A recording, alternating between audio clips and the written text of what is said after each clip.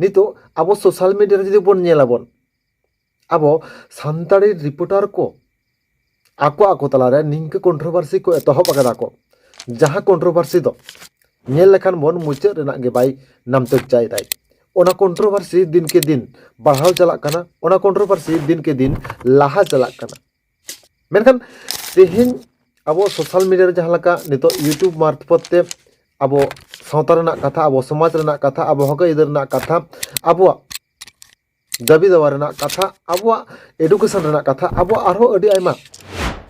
एमान एमान डिमांड रेना कथा जहाँ लका दो हुयुग काना सोशल मीडिया तलाते माने यूट्यूब तलाते दिसोम हर तलारे जहाँ लका अब सदर से पासनाव रेना लक्ति मेना ताबोना ओना बांग कराव काते नितो दो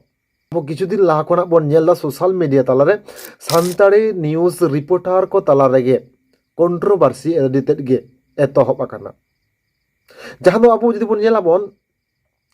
कयेक बछर लाहा माने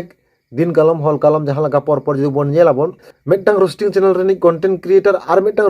रोस्टिंग चैनल रेनी कंटेंट क्रिएटर तेहेन नुये एटागे कानाय आरो गापा हानि एटागे कानाय निंके कंट्रोवर्सी तो कंट्रोवर्सी आको तलारे जोड़ावाका मेना आको तलारे चलावाका मेना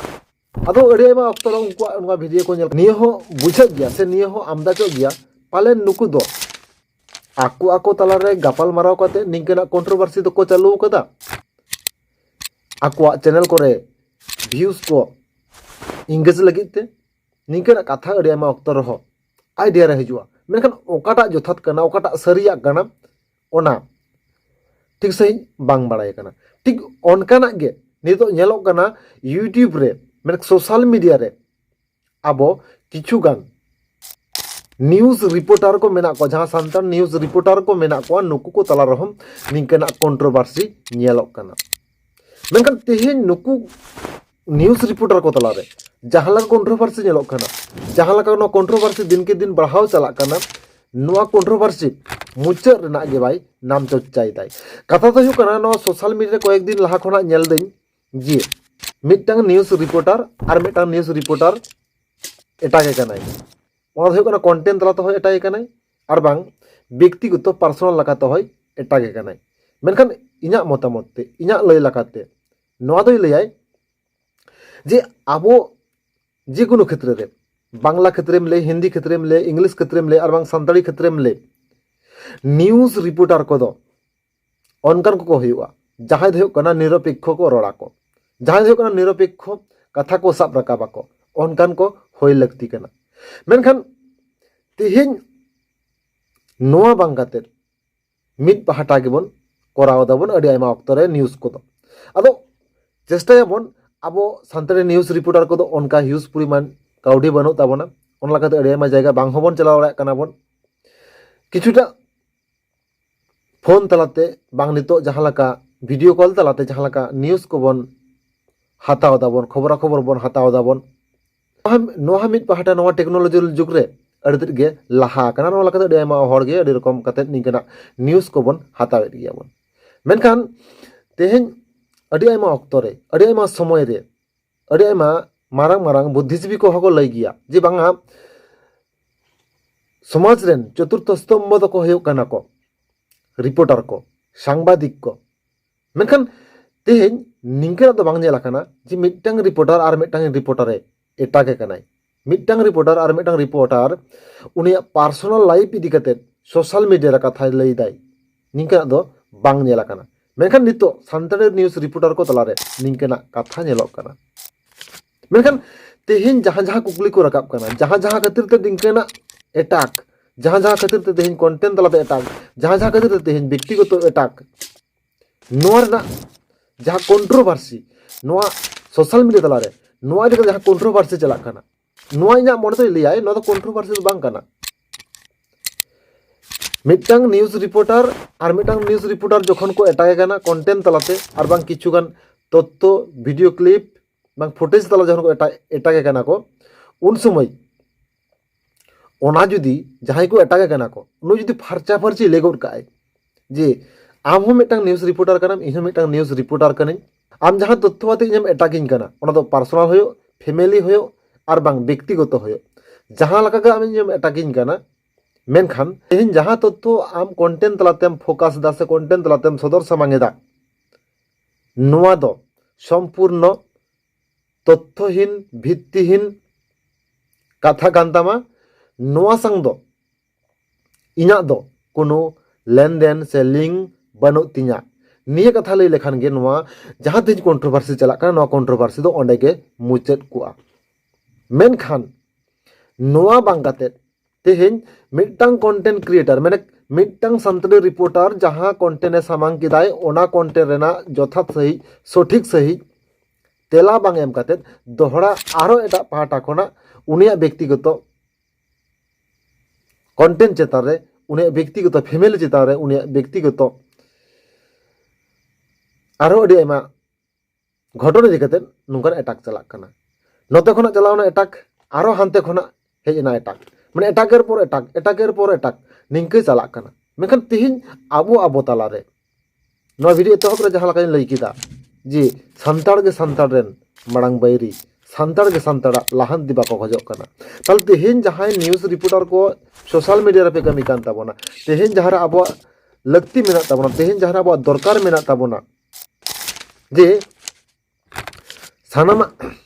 सान्ताड़ सावता रेना माने आबो आदिवासी गताक रेना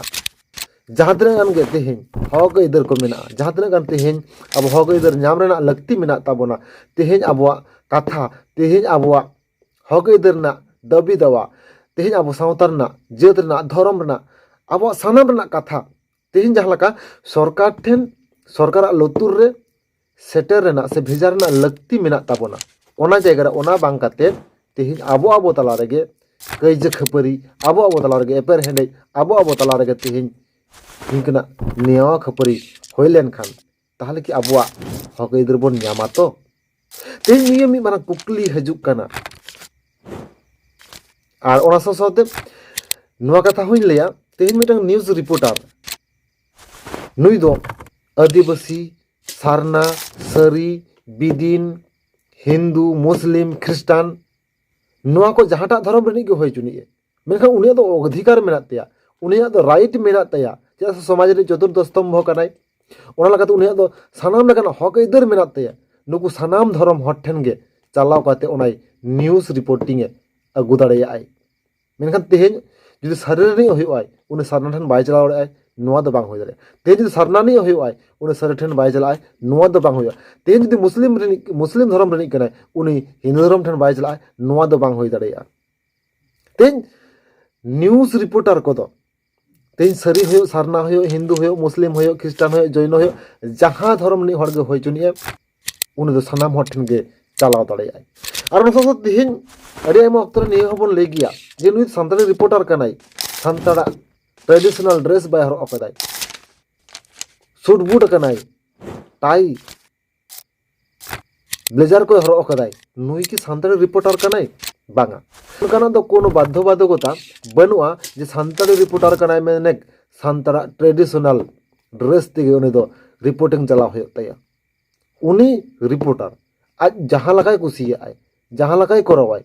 ओना दो आज चितान रेगे निर्भराय मेनखान ओना मेनते दो बांग उनि धुती पंची डेंगा काते चलाव होय तया नोआ दो बांग काना सूट बूट आते चलाव दाड़ेयाय हेसे ओना लकाते तेहेन आबो तला रे जहाँ कंट्रोवर्सी रकाब काना आबो तला रे तेहेन जहाँ कंट्रोवर्सी ना कथा सोशल मीडिया तला रे हजुक काना आर बांग तेहेन जहाँ आबो तला रे जहाँ लकाना कथा तेहेन आबो सदर सामांग अगुय दाबोन नोआ को पालेन उचित बांग होय कान ताबोना आबो तेहेन देदेला मिद सांग तबोन जुमिद आबोन जुमिद काते तेहेन आबो सावता रेना धर्म रेना लाई लाक्चार रेना अरिचल रेना एडुकेशन रेना सानामा कथा हक इधर रेना कथा सानामा कथा तेहेन साब रकाब काते साब मिद काते सरकार लुतुर रे चला तबोन सेटर आबोन नोआ आबो मारांग उइहर नोआ आबो मारांग कुरुमुटु आबो दोहो होय ताबोना तबेयाना आबो आदिवासी को सान्ताड़ को झतो से तबोन लाहा दाड़ेया आर बांग आबो तला रेगे जुदी उनको जहाँ लका मिदटां टुकुज रे जुदी काटकम एम दोहयया मिदटां काटकम राबोर रकाबो लगिदोग कानाय टुकुज बाहरे दाल लगिदोग कानाय मेनखान उन हक दो आर मिदटां काटकम हेज काते उन दो राबोर nyuruhiyaय ताहले पालेन निगे काते दो आबो जाति सावता धर्म तिस हो बांगबन लाहान्ति दाड़ेया आदिवासी डेभलप सान्ताड़ को डेभलप तिस हो बांगबन करा दाड़ेया तबे खान तेहना नोआ वीडियो तो मुचाद हो कना और नोआ वीडियो रे मुचाद रे नोआ गिन लेया जे तेहन अब सानताड़ी रिपोर्टर को चेतान जहां लगा एपर हेंडे जहां लगा कंट्रोवर्सी चला कना नोआ दो पालन बांग कोरा लखन गे नापाय और ओना ससो तेहन जहां खातिर अब सानताड़ी न्यूज़ रिपोर्टर को न्यूज़ को बन पब्लिश दा सोशल मीडिया तलारे यूट्यूब तलारे जहां लगा कथा तेहन हजुआ तेहन सारना खुना को लई सारी खुना को लई बिदिन खुना को लई बांग आदिवासी खुना को लई जे उमुक रिपोर्टर दो इनिक कनाई उमुक उमुक रिपोर्टर को दो आलरन बांग कना को नोआ जहां तक कथा हजुआ नोआ को दो सोजे सोजे जदि अब सोशल मीडिया रे से यूट्यूब तलाते से अब कंटेंट तलाते जदि बन लया